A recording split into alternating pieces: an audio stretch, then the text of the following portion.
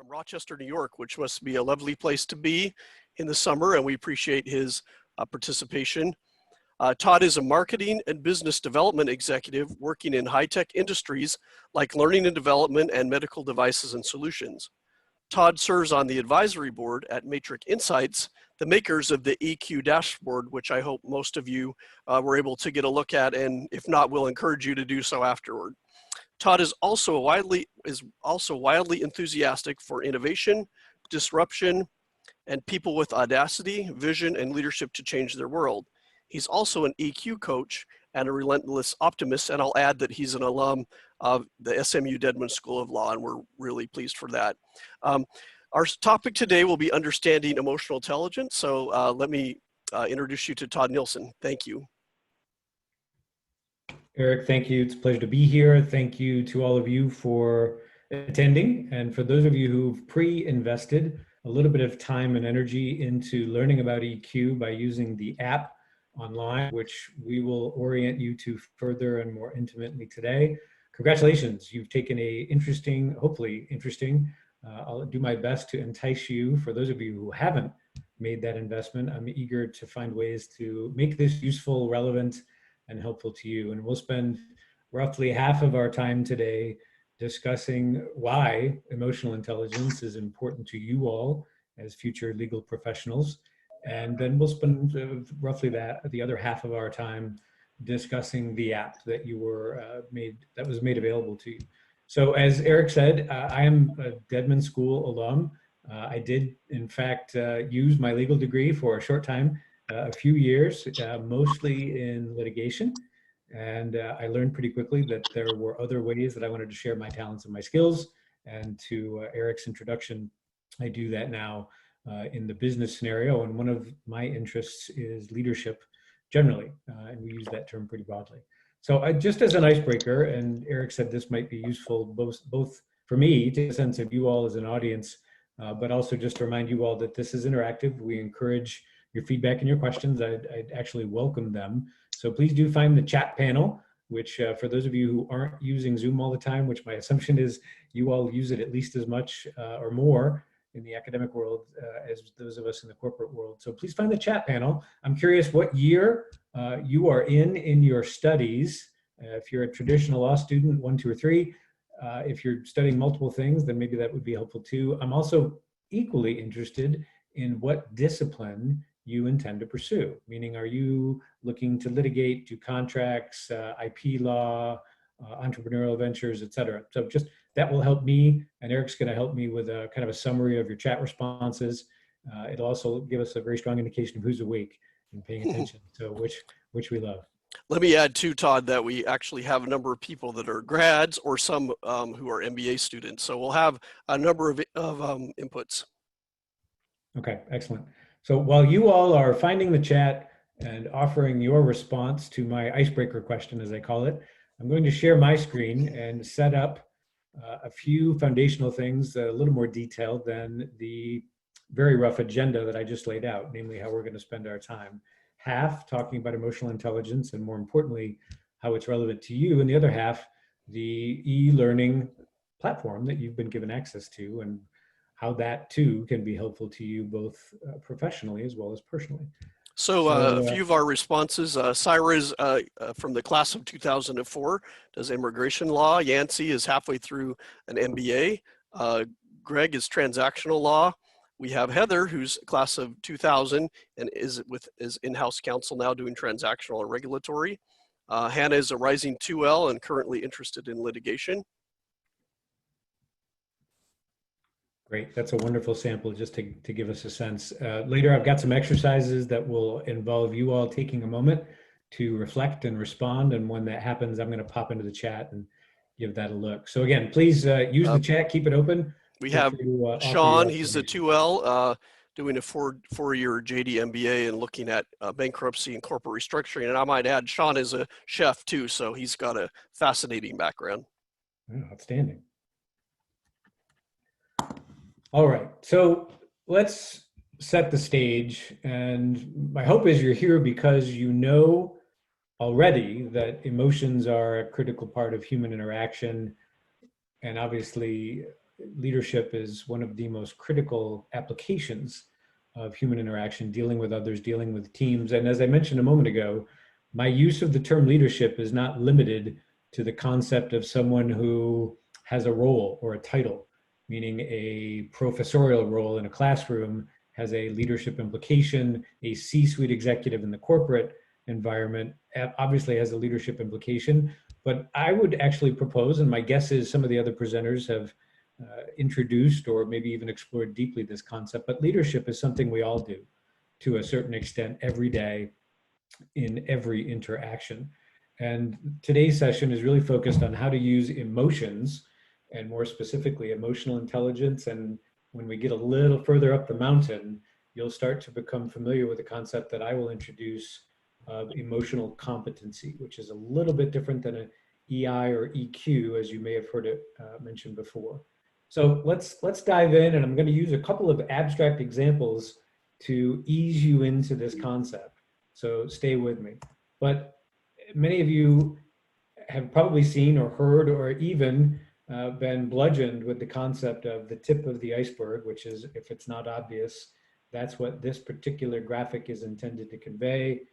I will make the case, hopefully, and I welcome your feedback as to whether or not I've done so.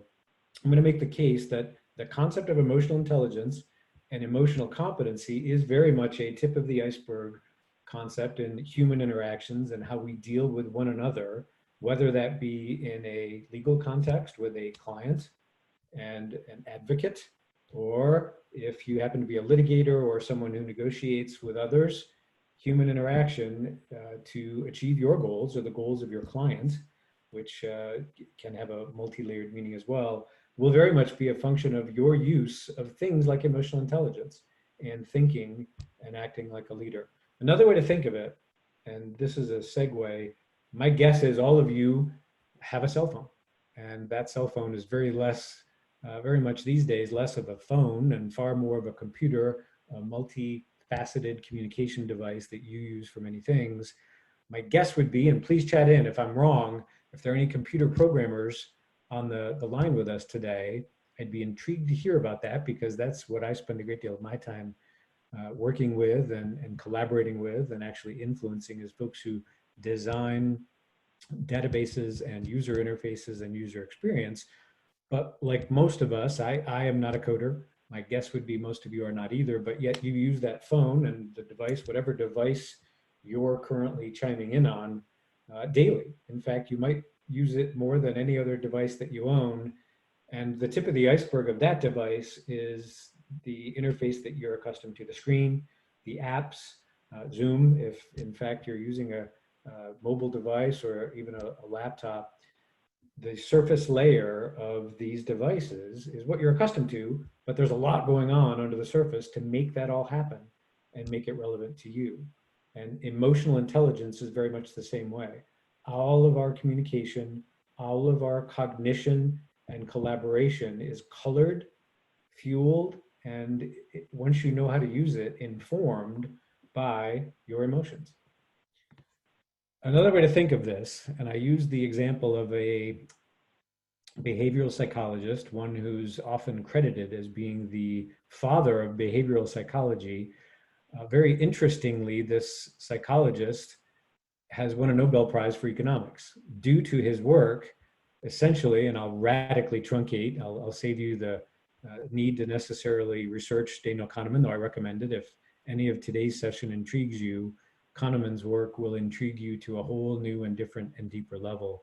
Kahneman's Nobel Prize was for this: humans are not rational. Despite economic advantages and economic incentives, humans frequently behave irrationally. Kahneman's work of many decades helped him to conclude and distill into a great book called Thinking Fast and Thinking Slow that our emotional inner workings oftentimes color and bias the more logical part of our brain and our behavior and our systems, but most importantly, our decision making. Kahneman refers to the two halves, and it isn't necessarily halves in the fractional sense or the percentage sense. On the contrary, some folks will tell you that it's not evenly split at all. It's not a 50-50 split. but your thinking fast brain, or operating system, if you will, to go back to my analogy of the devices we use to do all manner of things, including communicate, we all have inner software, wetware indeed.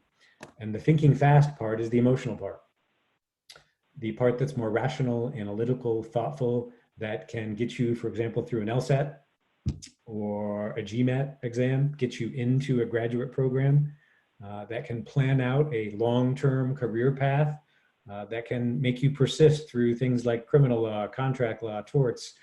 All of those things are rational, analytical parts of our brain that we all have, and we frequently subjugate or ignore or suppress the thinking fast part of our brain, that is the emotional piece. Kahneman did a great job of elaborating and elucidating that, in fact, so much so that he won a Nobel Prize. If you want something a little more accessible, let's go right to the bottom of the simplicity barrel. Disney's Pixar movie, if you haven't seen it, if you have children or nieces and nephews, or grandchildren, if you're like me and completed law school quite some time ago, this is a wonderful example of how human emotions are fundamental to all of our leadership, our families, and our work lives. Inside Out is the name of the movie. Basically the story of a tween girl, I think she's 12 going on 13, entering a period of transition and crisis in her life, but told through the voices of the personified 5 primary emotions in her head, inside her operating system. I'm sure some of you have seen the movie. If you haven't, I'm not going to spoil it for you completely, but forgive me because I'm going to throw one spoiler out. I'm curious, does anyone know who the hero of the movie Inside Out was? And for those of you, and please chat it in, for those of you who haven't seen it or may not recall, those 5 emotions pictured here in the movie poster are joy, fear, disgust, anger, and sadness. Does anyone recall and would like to chat in and volunteer who the hero of Inside Out was? So we have from Arma, she said, yes, it's a great movie, and her vote is sadness. Same for David. Great, you're both right. Thank you, Arva and David. Yes, and that's, as good storytelling goes, somewhat of an unexpected result.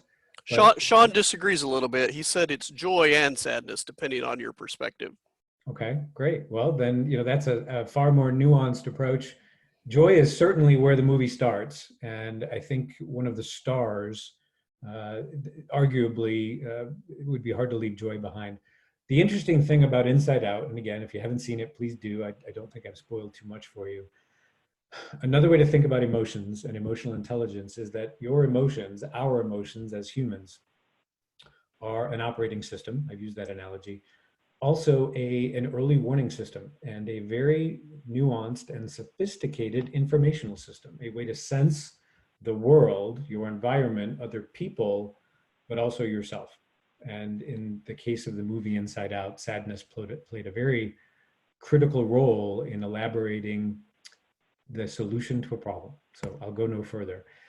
Let's go back to science. So Disney and Pixar notwithstanding, although I'll also point out that stories, narrative fiction of any kind, indeed art, is a fabulous, ever-present reminder, and we're all drawn to it, whether that art might take the form of a movie or a book, or even if you're a sports fan.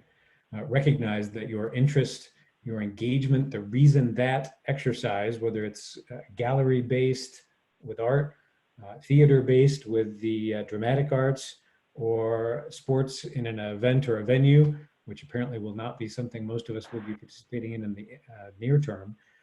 The reason you engage is the emotional affect, A-F-F-E-C-T, as the scientists describe it, that you receive. Meaning vying for your team as you watch them in an event, or even just enjoying the competitive nature of an event or the dramatic story and journey that is presented to you, are all emotional outcomes. The reason Pixar can grab you, tell you a story that you're engaged in and interested in for 90 or more minutes is because of its emotional impact upon you.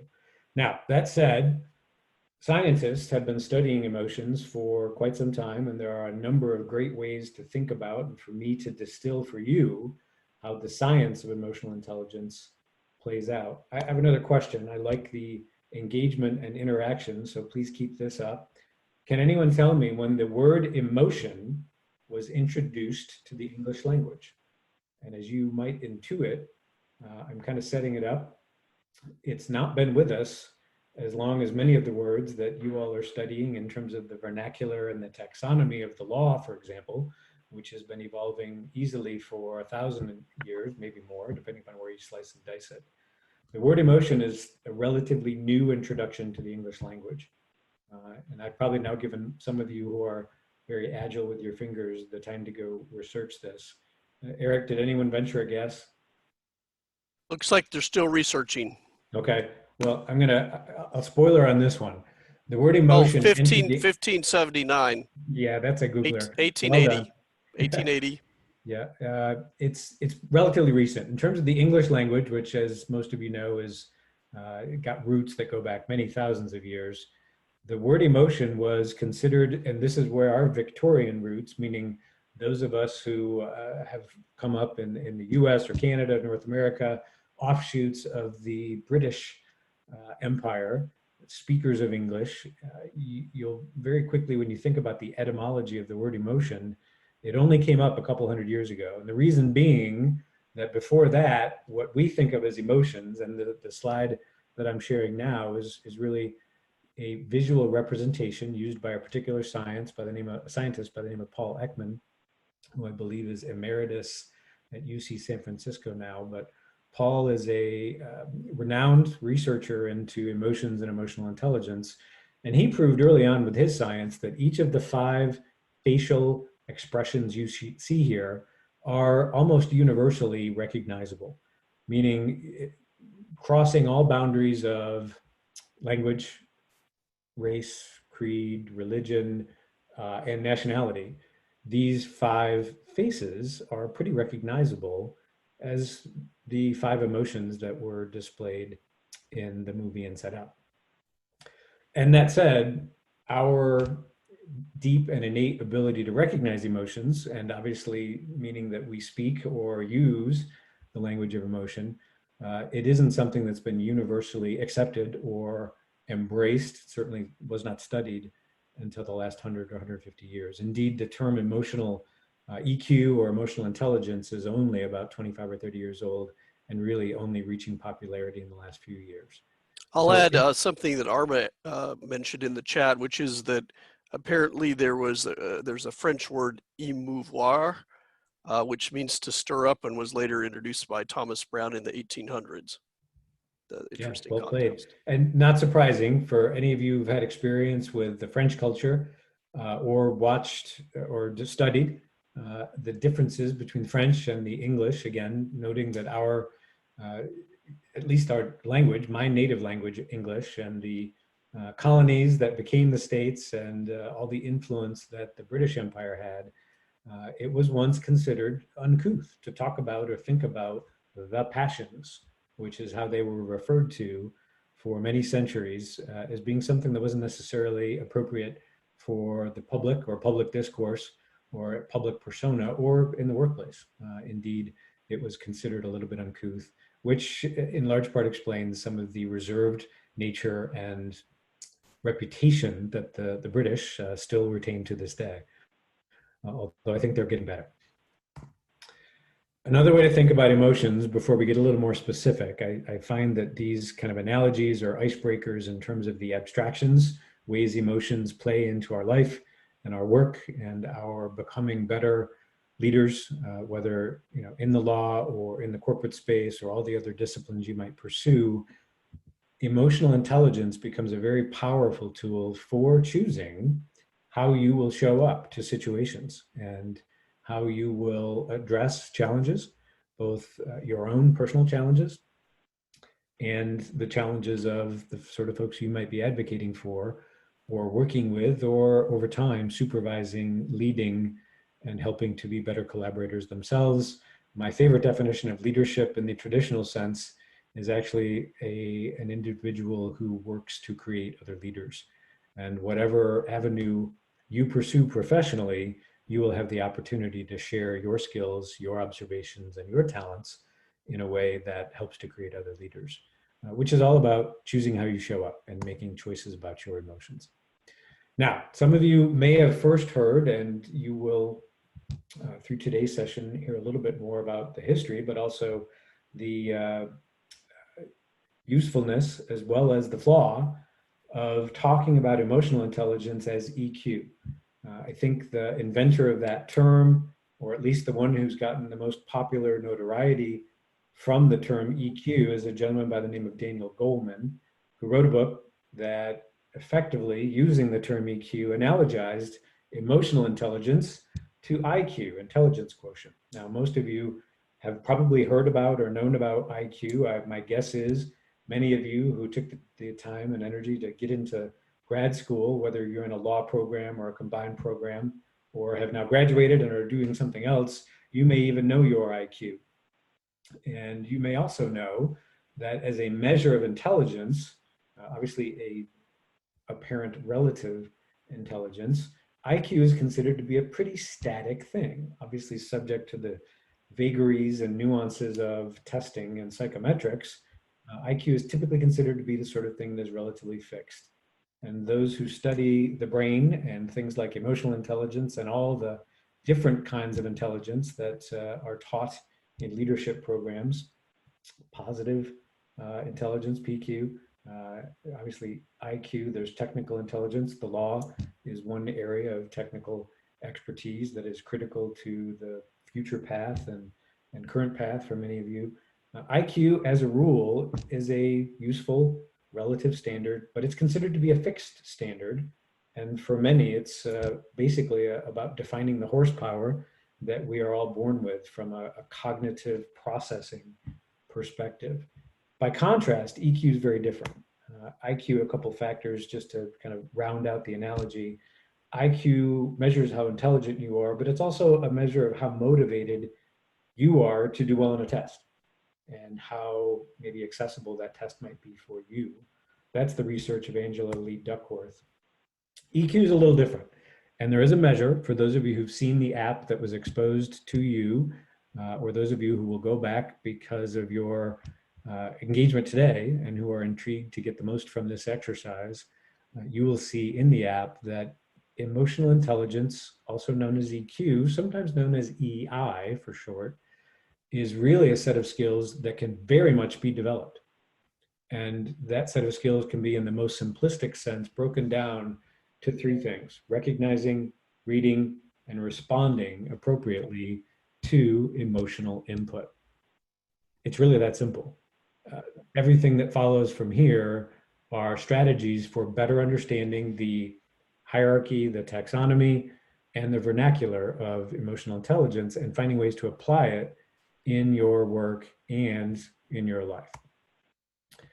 Some other ways to think about emotional intelligence before we dive into the very specific pieces that have been exposed to you in the app and that are available for you to better understand your emotional intelligence, in part by quantifying it, but in greater part by seeking feedback of your peers, which is the more important piece. We'll get there.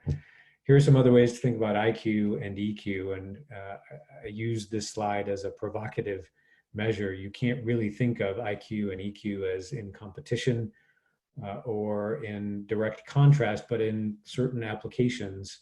And you can see from the raging road rager here that this is obviously a case where emotion is taking over analysis, intelligence, and the typical skills that we think of as being best practices for driving a vehicle in this case. Here's some ways to make it real and quantify it. Studies tell us time and time and time again that employees with demonstrated high EQ, high skills, less about the measure or the metric, and there are many. Our app at Matrix Insights will expose you to one rubric or structure, one way to score emotional intelligence. However, as you'll see later, our rubric is very much focused also on seeking objective feedback externally, meaning to help your peers of any different nature to tell you how good your emotional intelligence is, and more importantly, where you can potentially grow. But it plays out in the workplace and the marketplace as well, that high EQ will effectively make you more money as an employee. I'm certain that measures exist to show that attorneys, advocates of any kind, whether it be in-house or out of house, whether your specialty is litigation or contracts or intellectual property, there is more money to be made for emotionally intelligent associates, partners, chief counsels, et cetera.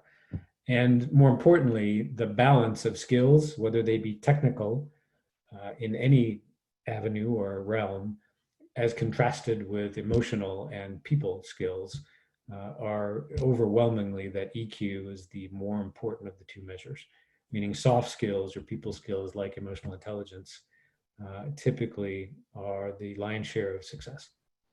Todd, I have a question for you. Maybe getting to this later, but are there any studies that look at lawyers and the extent to which law-trained people are either less or more emotionally intelligent than other professions?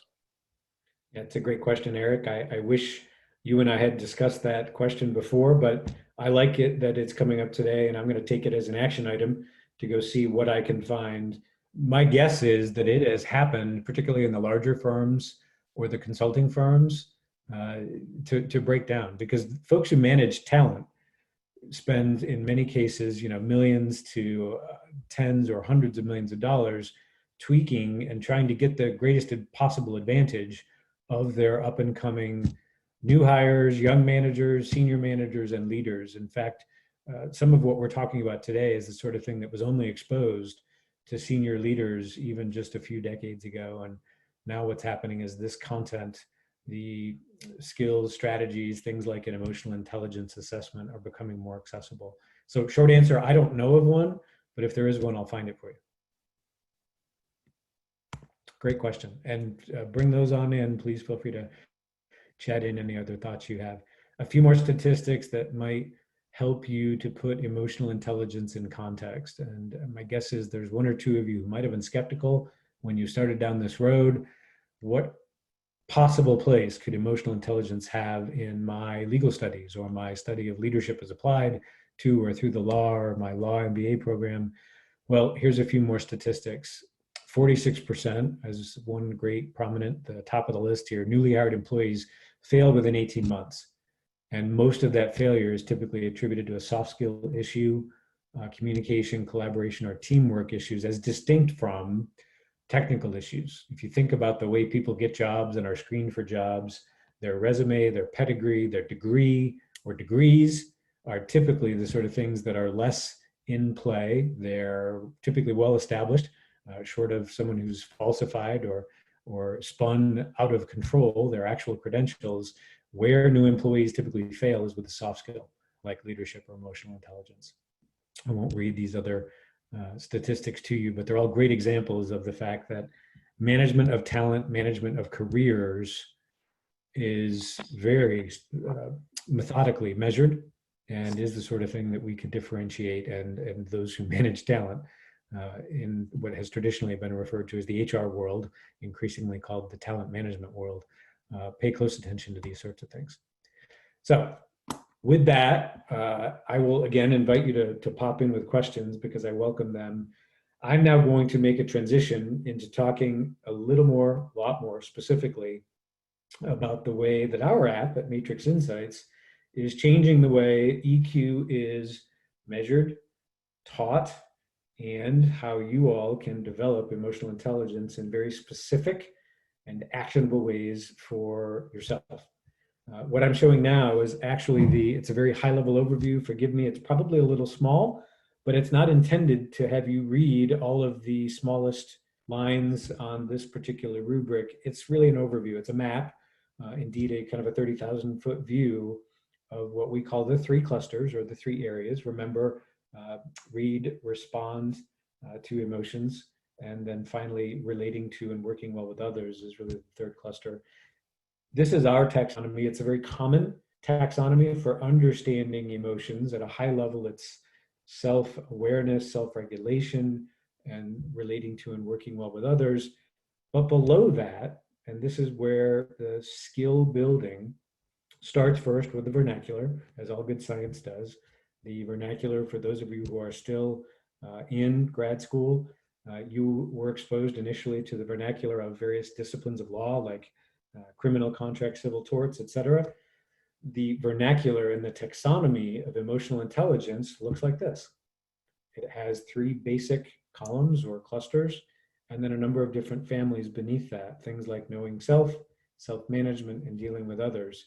In a few minutes, when we get there, I'm going to show you the actual emotional competencies we chose for legal advocates. They are by no means exclusive. There are, as you may be able to see, 54 emotional competencies in the superset, this universe of emotions. We chose 14, I believe, for legal advocacy. And that was a kind of interesting dialogue between a few folks like myself who have studied and worked in the law, along with some folks who study leadership and practice leadership, and also spend a lot of time thinking about and working with brain science.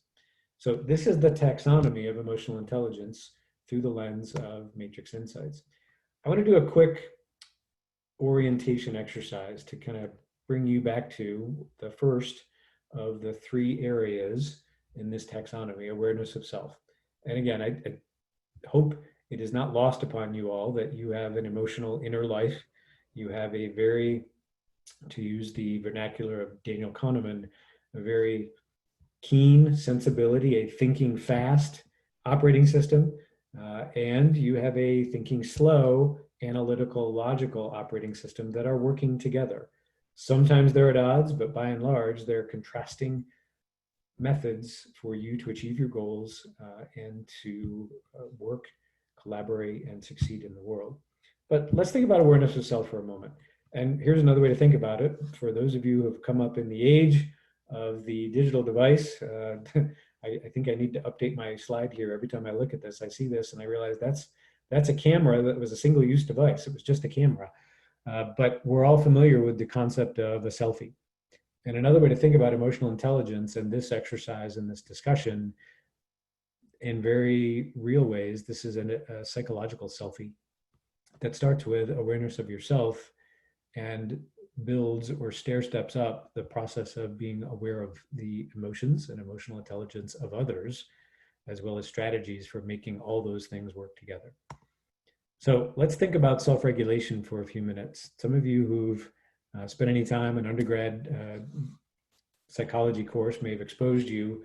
The image here is conveying, or I guess kind of taking us who've studied psychology and whose work involves psychology to the almost torturous experiments that have been run, where a bowl full of candy is often presented, or another attractive thing, an attractive nuisance, to use terminology that some of you who've studied law may be familiar with, and the self-regulation or the ability of a young child who may not be fully socialized to all the pros and the cons, or the trade-offs of taking a piece of candy and giving that child a small or a medium-sized incentive to not dip into the candy. This is a fascinating experiment that always elucidates that humans don't always make rational decisions. Even if there's a significant reward out there, the candy can be a compelling sort of thing to restrain or control. Emotions and desires are beneath that particular thing. Here's another way to think of it, and we're going to get interactive again. So there's a concept called a trigger in the world of psychology. These triggers are often thought of as negative things, but they can also be positive things. I will define for you some triggers, words, behaviors, actions, attitudes, things in your travels. And by that, I mean less geographic travels, because none of us are doing much of that these days, but more in your travels through the work world, through the environment at the university, or other places you go, including your personal life.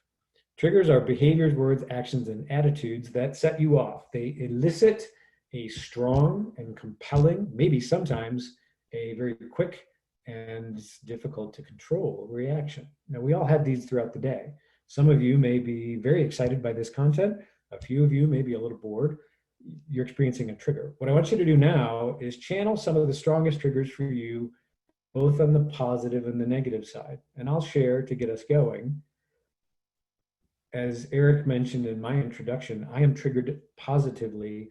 I am very enthusiastic by entrepreneurship, meaning people who see the world differently, are internally and intrinsically motivated to have that vision become part of reality. And so I spend a good bit of my time, in addition to Matrix Insights, I spend time with software entrepreneurs who believe they have an idea and the passion for a technology product that can change the world, make life better for folks, whether it be in the world of learning and development or cybersecurity, which are two areas where I spend a lot of time.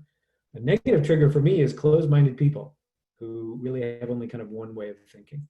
So I want you all to take a moment and share a positive and a negative trigger. I'm going to take a moment. I'm going to watch the chat screen with Eric, but take a moment, think about one of, if not your most strong positive trigger and your most strong negative trigger, and throw it in the chat for us.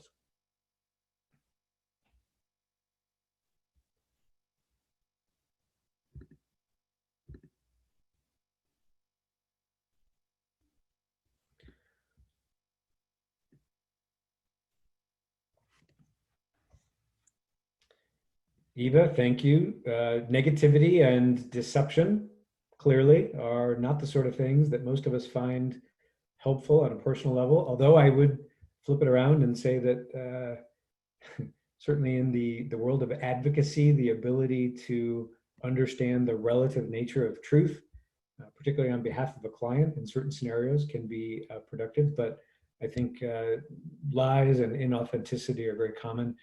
Yancey, thank you. Humor, absolutely. Love to laugh.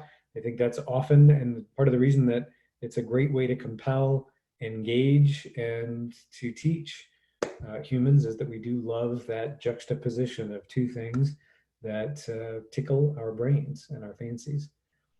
Hostility and a tone of voice. Thank you, Yancey. That's a great negative one. Positivity and being asked to help. Spirited debate. Thank you, Eric. Appreciate that. Certainly in the world of the study and the practice of law, a spirited debate certainly needs to be something that you can embrace to be able to study, practice, or be effective in the law or any of its aspects. Kindness, civility, thank you. That's Allison. And the natural juxtaposition, the opposite of that, rudeness and bravado. Condescending tone. So thank you all for chatting these in.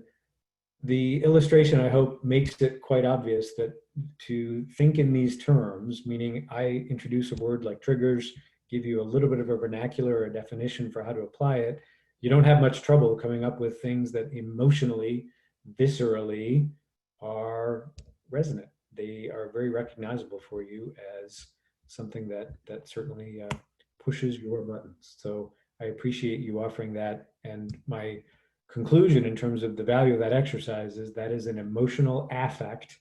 It is something that is wired to your thinking fast operating system or your emotional brain. And that's also a great segue into thinking about how we can use emotional intelligence to relate better to others and to have better people skills than to respond like this obviously satirized cartoon character does. What kind of idiot question is that? Of course I have great people skills, right? So here's my final exercise before we segue into thinking and talking and orienting you to the app that Matrix Insights has offered to the participants in this program. And I'll offer one more kind of abstract approach to the power of emotional intelligence and how it informs you, but also how it creates biases in you. And basically, I will elicit in the next few minutes in a very quick way. And if you don't have one in front of you, please grab a pen and a piece of paper, something to write on for yourself. This is not something we'll turn in or share, but we're going to go through a very quick and poignant exercise about the power of belief and the speed with which we all make, to use Kahneman's analogy again, our thinking fast brain, the operating system that is mostly driven by our emotional processing power, works quickly. And it is also very, very powerful. And it is very frequently a way that we create or undermine connections with other people. And that's very much about belief. as opposed to perception. So I want you all to take the pen and the paper that I asked you to get access to. If you're still scrambling, I'll take another moment, but grab a pen, get the ink out, and be prepared to write, because what I'm going to do is show you a few images and prove to you that while you may have many reactions or responses to these images, you're going to have some strong ones that in most cases will pop up pretty quickly and almost autonomically. And in fact, I think most of the people who see this exercise are a little surprised at how quick their knee-jerk reactions come and form. I want you to take a moment and write a word, one, just one. If you have multiple and you have time, I'm going to pause for a moment on each of these images to give you an opportunity to flex your thinking fast brain, your emotional muscles, which are not about perception so much as they are about belief, and they're about an emotional visceral reaction. So to each of the images I'm about to show you, write down the word, the first word that comes to mind for each one. And again, I'm going to pause on each one, but I'm going to move through them pretty quickly to prove and underscore my point. So what word comes to mind when you see these faces? Write it down.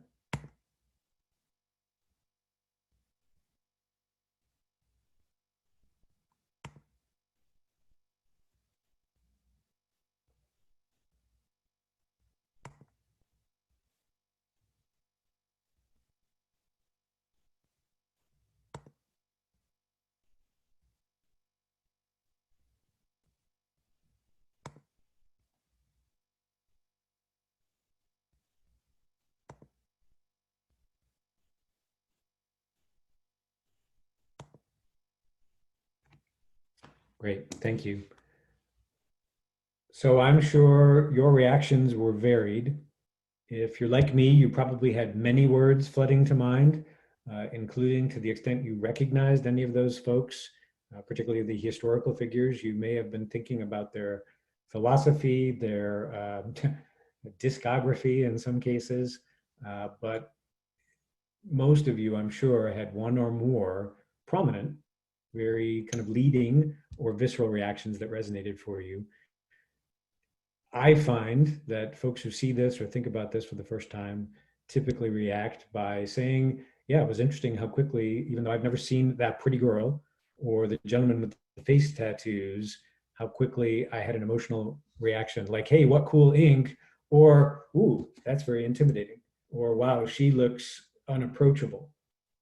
And the exercise is less about the words that came to mind, because although it might be interesting to go back, and if you'd like to talk about those, it certainly might be the sort of thing that would be worthy of a conversation with a study partner, what I call an accountability partner, for those of you who might have a coach, or even a spouse or a loved one that might find it interesting for you to describe what you saw and what came to mind so quickly. But the exercise is really focused in the beliefs you created, the story, the narrative that you wrapped around that image almost autonomically. And this is also a springboard into the conversation of, remember, your face, your body language, your appearance, indeed, your visage, your grooming, the clothing you choose, and how you carry yourself and present yourself in the world is creating that exact same response, a visceral, resonant, quick, some may say knee-jerk, but I will say thinking fast reaction in all the folks that you meet and interact with. So I'm going to pause real quick before I tell you why these three quotes are relevant for the next segment of what we're going to discuss. Any questions, thoughts, reactions? Was anyone shocked at any of the words they came up with, or how maybe verklempt or what gridlock you might have had when you tried to go through the exercise with the faces? Or any other questions up to now before we start drilling into how emotional intelligence can be quantifiable, but also personalized to and for you?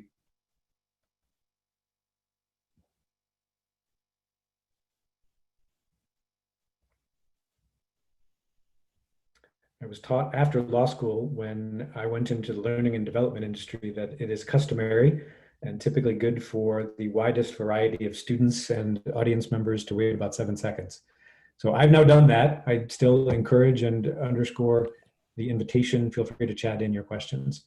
So So we're going to talk now about I added one in there, if you don't mind answering, if you know the answer. But how much are triggers based on evolution? So fight, flight, or freeze comes to mind.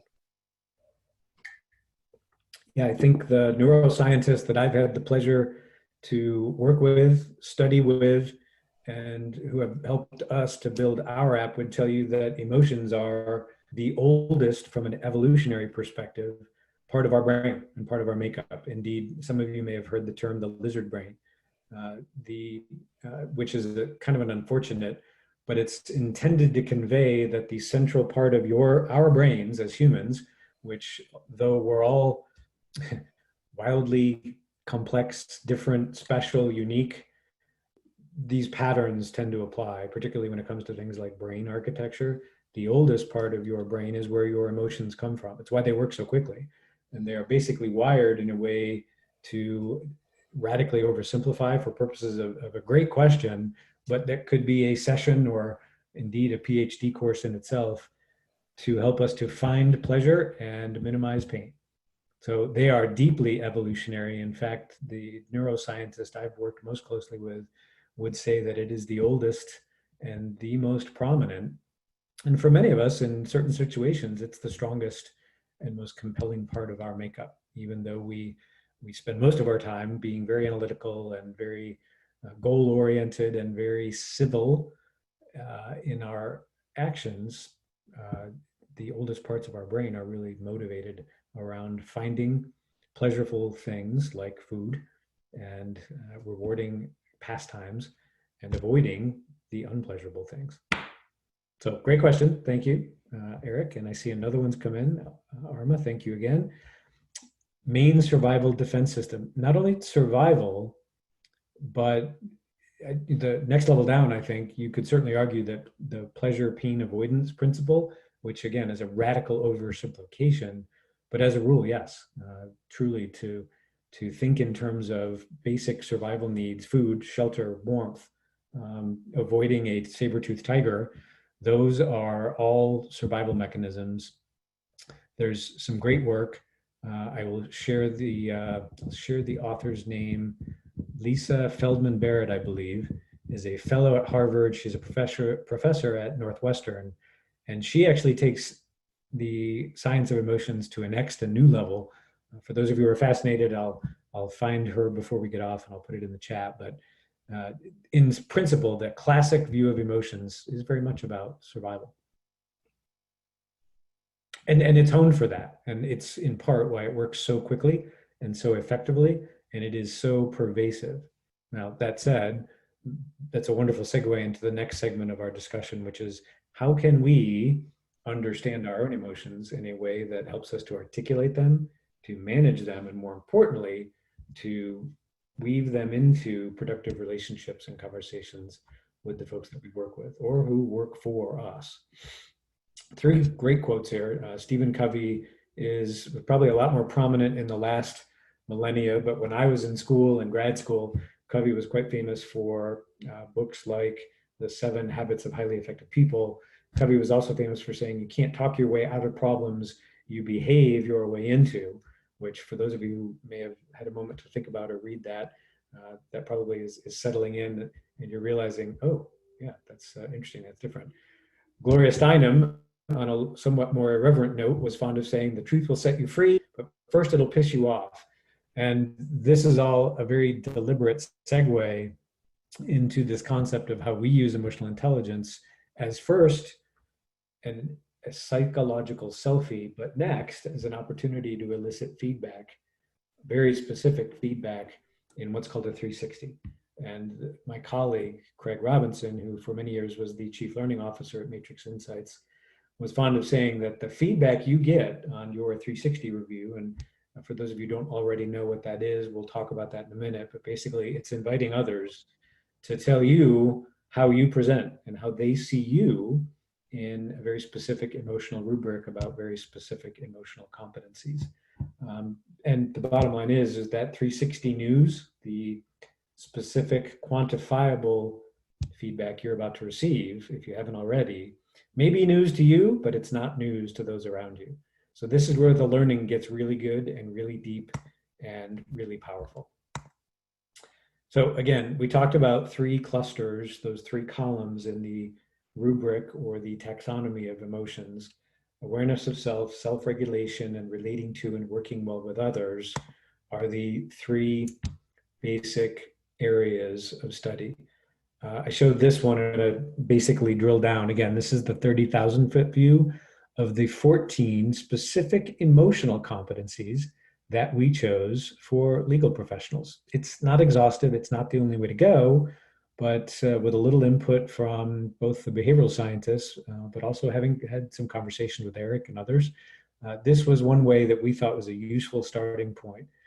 Many folks who are new to the concept of emotional intelligence and thinking about a taxonomy or vernacular of EQ might say, and frequently do, well, wait, there are 54 emotional competencies. Shouldn't we be good at all of them? Well, in theory, yeah, absolutely. That'd be great. And orienting yourself to all 54 is a wonderful aspiration, a little bit like setting out to understand or master all the areas of the law might be overwhelming or unrealistic, certainly in the short term. We find that less is more in the world of emotional intelligence, and finding focal areas that are most effective for either a profession or a phase or a stage of professional development.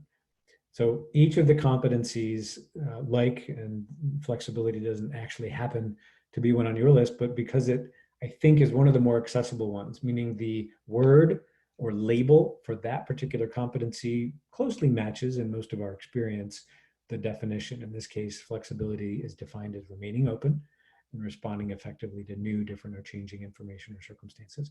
Not all of the emotional competencies are quite so self-evident.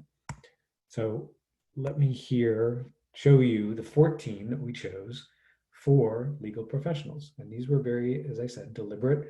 There was a lot of reflection. It's not the only way to go, but it is, I think, a subset of what I imagine and what I will lobby and advocate for as being some of the 14 most important for early phase legal career professionals across all the boundaries. Obviously, a litigator would get great benefit from having a ability to listen generously and reading nonverbal communication, which I've jumped into the middle here. And yes, Eric, thank you. We will post the slides later. But this is also a segue into, we're going to take a tour now in the app and also orient you to the fact that there's a report that you'll be receiving that uses all these definitions and gives you the opportunity to rate yourself specifically across the rubric of emotional intelligence. Todd, maybe before you go to that, we did have one question from Sean that probably relates somewhat to 360, but he said, you yourself study emotional intelligence, but have you discovered what your personal blind spots are? And what would you recommend to do to find out what your own blind spots would be? Yeah, well, that's a great segue. In fact, blind spots is one of the terms of art that we use in the app. Absolutely. I think you'll find that the greatest runway, meaning the most impactful areas for development, are frequently the areas that you are least aware of. And that the term blind spot is often applied to areas that we might not be aware of. For example, those of you who are in law school or graduates of law school may think of yourselves as tremendous communicators or wonderful writers or spectacular researchers, and that may be true. Your blind spot may be about an area that you haven't worked on. And things like, and using this rubric, effective confrontation is a very interesting and multi-layered area that I was not naturally or I guess trained for and early in my career, either in undergraduate school or in graduate school. So effective confrontation is a little different than the confrontation of advocacy, thinking cross-examination and the rules of evidence. Effective confrontation in a broader sense can be a much more subtle thing. So short answer, yes, I've discovered many blind spots. I still have a few, I think, but now in my 5th decade, I graduated in 91, so I'm more than 3 decades out of law school and having done a number of things in the corporate world, I've had the opportunity to develop and see those blind spots from the perspective of my peers. So great question. Thanks. So I'm going to take a moment now and just kind of orient you. Some of you have been there. This is a screenshot, and I'm going to use this as an opportunity to pull up the app and use it to actually guide you into some of the things that I think will be most helpful for you. You all got a link, an invitation or a key as we call it, in the invite for this session. It's on the Zoom link or the same email rather with the Zoom link for today's session. This is a screenshot of the app that we call the leadership or the EQ dashboard. It is built around a few specific areas, all insight based. Insight is the term within Matrix Insights we use for the developmental content. It's brief, bite-sized, it's focused on you and your needs and your blind spots, but it looks like this. More importantly, for each of you, you're going to see that there's specific areas like understanding strengths or understanding weaknesses, as well as development areas. And this is an app that you'll have access to for the year. Strongly encourage, if this summer or this month wasn't the right time for you to do this, very deeply encourage. In fact, I will share my personal anecdote to kind of extend on the last question and my answer. I wish I'd done this when I was an undergrad or in law school. And I believe that my path through both my short 5-year career practicing law and then my far more lengthy and more interesting and multi-layered, multifaceted career that has followed, this is some of the most important, impactful content, both from a professional perspective, but also on a personal level. And oh, by the way, this works everywhere, every day, every hour. It doesn't just work at work, it works in all aspects of your life. So this is a learning platform that's built for you to better understand yourself, but also better understand strategies you can use to be more effective. So with that, I'm going to segue now, invite questions as we go. I'm going to pull up the app and I'm going to show you live in my web browser, and you all again have been invited to come and see this exact same personalized learning tool for yourself. Bear with me just one moment. So as I mentioned, my web browser is now sharing. I'm using a fictitious, illustrative learner named Sam Jones. Interestingly, this persona is actually modeled on and built on the data, the information of a real user, a senior talent management and executive at a company you've all heard of. I obviously won't tell you because that would defeat the privacy and the nature of how we allow folks their own space. You obviously you will invite others to give you feedback, but there is no other aspect of this app or its learning opportunity that involves others unless you choose. And I'll talk about that in a few moments. The app, once you log in and create a profile, and in fact, this is a user who's created a profile and gone through what we call the self-discovery process, begins to look a lot for everyone in some ways similar. At a high level, the 4 areas of the app are built around this concept of personal insights, where we'll go in a moment. And for some, you will have development insights, and depending upon what you do in the app, you may have relationship or team insights, but your experience will probably not involve that initially. This learner, fictitious though she may be on the surface, had a number of what we call action items, meaning things she chose back to work on and delve into, which you'll have the opportunity to do that as well. It's based effectively on the science of learning, which is that repetition, practice, and reinforcement are critical to cementing, but then also taking a learning experience to the next level. So the area where I think initially you will spend the most time viewing as a learner like Sam Jones, for some reason, Matrix Insights is trying to show me Todd Nielsen, which I'm not sure exactly why. So let's try that again.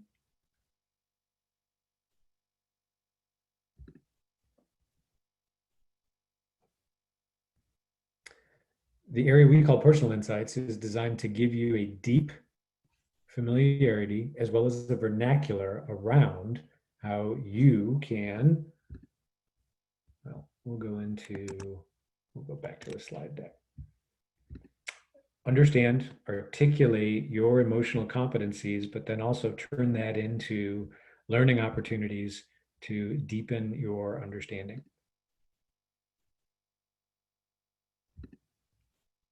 Okay. So as I mentioned before, we were static on the slide. Each of the areas on the left in this particular view, things like the profile introduction, profile summary, and personal strengths are wonderful areas for you to spend some time on. After you've built a profile and understood across the rubric of each emotional competency exactly how strong you think you are in terms of skilled behavior that you believe you exhibit in each of these areas. Again, we talked about the 14 emotional competencies. This particular learner here was rating herself on things like reality testing, as you see defined here as understanding and reacting to the way things are rather than responding to wishes, fears, or imagination, as well as situational awareness. And for each learner, each of which you all present or will once you build a profile, you have this concept of a 360 rating. And 360 comes, it's a shorthand for receiving feedback from every angle, meaning everyone around you. And when it comes to choosing your 360 raters, the peers you invite during the discovery process to give you feedback, please be methodical, please be deliberate, but also be generous with seeking that feedback. It is wildly helpful indeed. It's in the talent world. Feedback is a gift, meaning asking folks to give you that feedback will be wildly powerful and helpful for you in understanding where your view contrasts from them.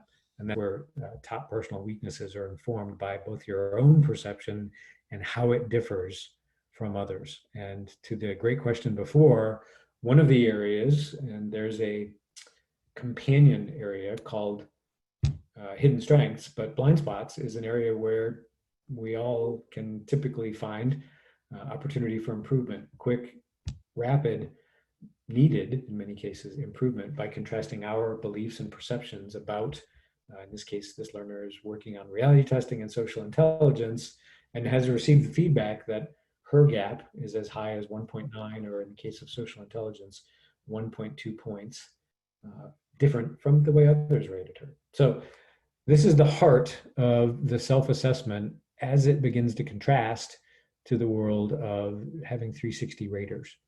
And the other piece that follows is the ability to begin to use that quantifiable difference, something like a blind spot or a hidden strength, as a launching pad, a jumping off point to understanding strategies for making yourself more effective. In something like in the case of this learner who's working on effective confrontation, she has a whole library of strategies, some interesting quotes, anecdotes from in this case, Dale Carnegie, who was a speech coach, effectively, someone who taught others to be comfortable making speeches and had some wisdom in this area, but also he was a very effective manager and a leader. And each of the areas will offer you specific strategies, typically a couple hundred words or less, that talk about things like being barriers to effectiveness and how you might think about, articulate for yourself as well as others who might be coaches or colleagues that you want to share with. And each of the items presented, there's a left nav item here, which is kind of a chapter heading. Each of the items presented you can also interact with, meaning we use big data under the hood the same way that eBay or Netflix or Amazon rates sellers or titles. We're using the power of machine learning in our app to interact on a continuous basis with learners. So we inspire, invite, and encourage you to interact with the content to the extent that it is useful. Give it a 5 stars. To the extent it's not, say that too, because it helps us to be smarter in terms of tailoring and presenting content to you. If the items are particularly resonant, if they seem helpful, they are the sort of thing that compel and give you an emotional, visceral reaction that this could be helpful, or sounds like something you might have heard in terms of feedback or opportunities before, click the Add to Action item button and add it to your plan, meaning repeat it, reinforce it, and put it into practice. So I've given you a very quick tour through the app. I had to resort to some slides here. I'm going to pause for a moment. I know not all of you have had an opportunity to go build a profile. As I mentioned a few times, the link will be live for the year. In fact, I think we'll have this up through the end of 2021. So particularly for those of you who are still in your grad school program, strongly encourage. I have been where you are. I emerged and I did a few of the things that some of you are aspiring to do in the future. I very strongly wish this had been part of my grad school curriculum or my early professional experience. And I consider this, and in fact, Eric and I talked about this at length, and thank you again, Eric, for allowing me the opportunity to share what we do and share this story. I told Eric, I think this was the one missing piece that I wish I would have had either in undergrad or graduate school as a way to add to my technical competence, which there was a little, certainly to be sure. I have retained a number of wonderful things from my legal studies, both on the analytical side, the research side, as well as the advocacy, negotiation, and contractual side. I wish I had had the opportunity to study my emotional intelligence, but also to deep dive on emotional competencies like the 14 that we've chosen for you all. So this will be available. I strongly encourage you to go take advantage of it. And most importantly, after you've done the self-reflection, continue on to the next step of inviting a cohort of 360 raters, meaning folks who will offer you the honest, fair feedback on each of the emotional competencies we chose for you. And you will find that illuminating. It may be validating insofar as if you feel you have a very high capacity for one or more of these areas we chose. Again, I'll come back here and just show the list again. You may find support and confirmation of what you think are very great skills. In terms of my guesses, if you've gotten through the LSAT into 1 or 2 years of law school, you may feel you have a very high capacity for resilience. My guess is you've earned that, and you may get some validation and support for that. Some of you may find that other of these areas, like emotional self-control, or as I mentioned in my case, effective confrontation, are opportunities for growth.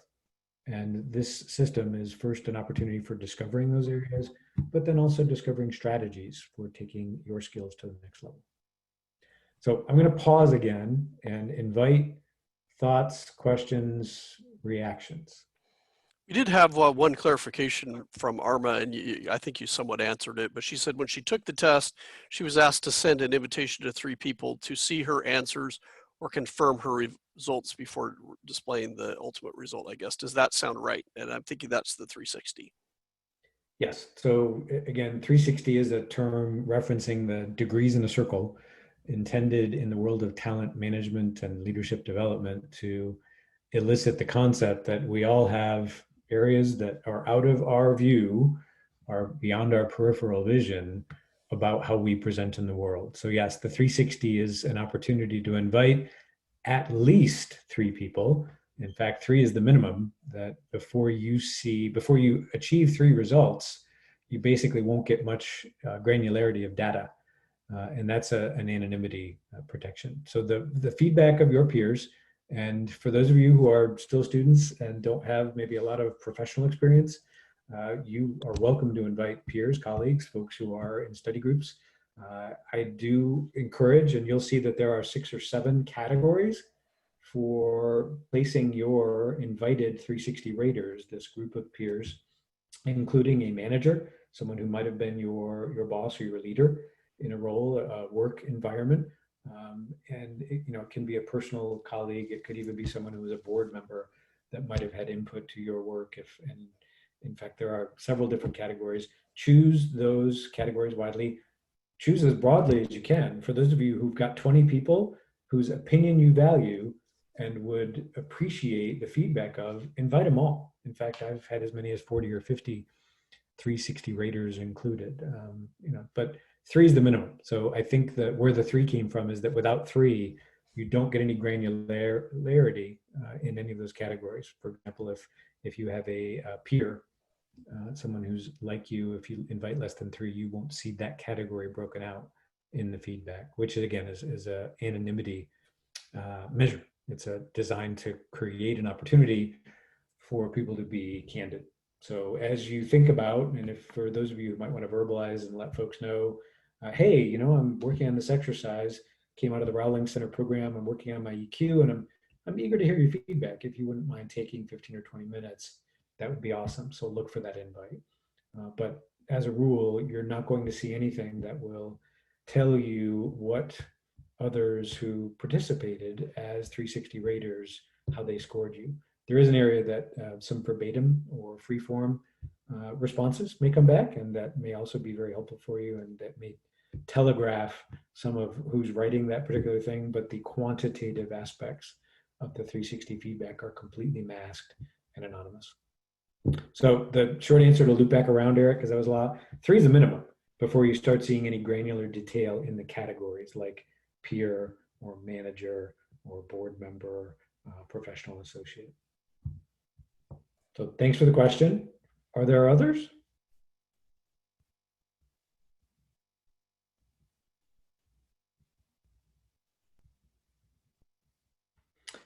Outside of the app or the self-awareness exercise, which is augmented and culminated by a 360 feedback process, any questions or thoughts about emotional intelligence and its application in your studies, your professional aspirations, or in your life? While people are thinking, I wanted to bring up something you and I had discussed is you hesitated to call EQ or other similar skills, I guess, as being soft skills, right? And can you explain a little more your thinking about that and what we should call them otherwise? Yeah, it's one of those great examples that, a similar analogy. I've often said, I think Daniel Goleman, who's the author, psychologist, I think a Harvard trained psychologist, he made EQ a relatively household name, certainly in the world of talent management. He made an unfortunate error, though, because it suggests an unfortunate linkage. IQ in the world of neuroscience and learning and development is pretty much considered a somewhat static measure, meaning your IQ that you're born with or that you have by the time you're a fully socialized young adult is probably the IQ you'll have for your life.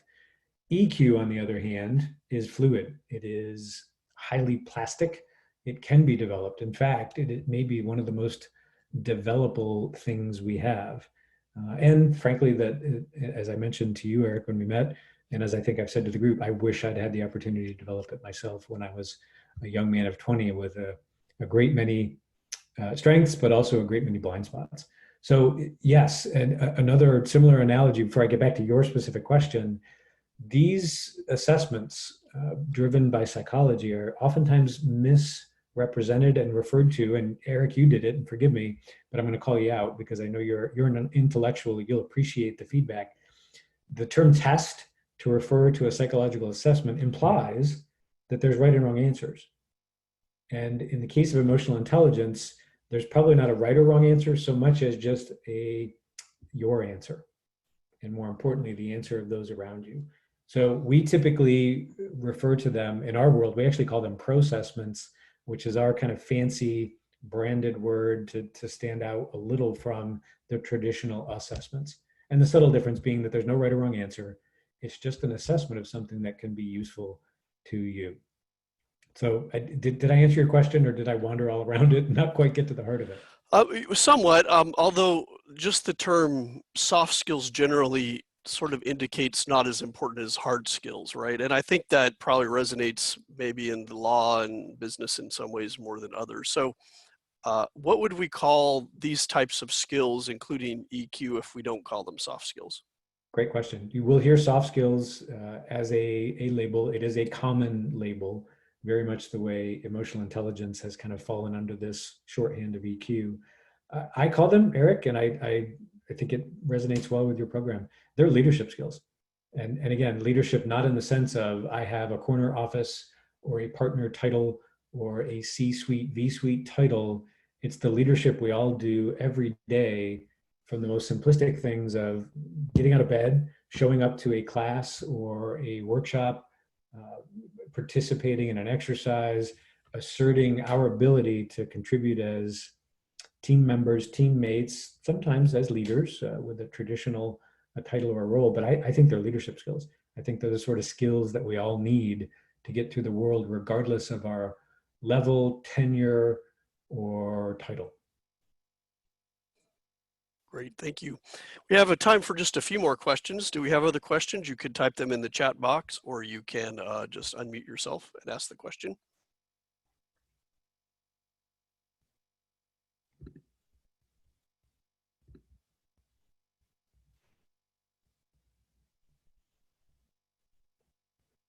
So I'm pulling up the chat panel too, just to go back to Sean's comment. Have I studied emotional intelligence and have I found my own blind spots? Again, this would have been for me a wildly impactful exercise to first begin to articulate. I think one of the things I learned probably the hard way long before I had the benefit of working with neuroscientists and learning and development folks is that we don't all learn a common vernacular for expressing our emotions. And depending upon how good your parents were at expressing conflict, or whether they, like mine, actually expressed it in secret, leaving me as a young man thinking that, well, husbands and wives never fought, and then therefore never had to work through conflict or articulate why they might be disagreeing. I find everyone has different experiences in that regard, but everyone has blind spots in terms of both how they were raised as well as how they were educated and what sort of teachers they had. And then as they begin to specialize, as many of you are, in particular areas of technical expertise like the law, you're building deep strengths around things like communication and analysis and research and advocacy, but those may be at the expense of some other areas. And my experience is grad school is wonderfully equipped to build technically competent doctors, lawyers, and engineers, not always building the leadership skills that go with those things, which is why talent management exists as a discipline within every organization, from Google to Apple and every other brand name company you've heard. Millions, if not billions of dollars spent on leadership development to get even just a little more capability on what I call leadership skills, but the world sometimes refers to as soft skills. That's excellent. Thank you. One thing I want to add, I did an informal survey of a number of executives here in the orbit of the Rolling Center and within Dedman Law. And I would say the top thing that came back was emotional intelligence. When asking what sort of leadership or even technical skills that they would value when hiring people and when including them in their organizations, and this one came out on top, which I think underscores the importance.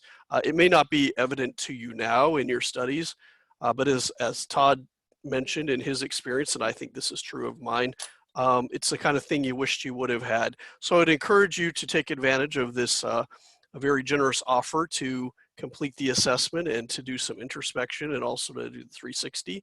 If you have questions about accessing the assessment, you can email us at the Business Law Leadership Program. That's bllpinfo@smu.edu, and we can provide that to you. So thank you again, Todd. We really appreciate your time today, and I wish everyone well. Thank you.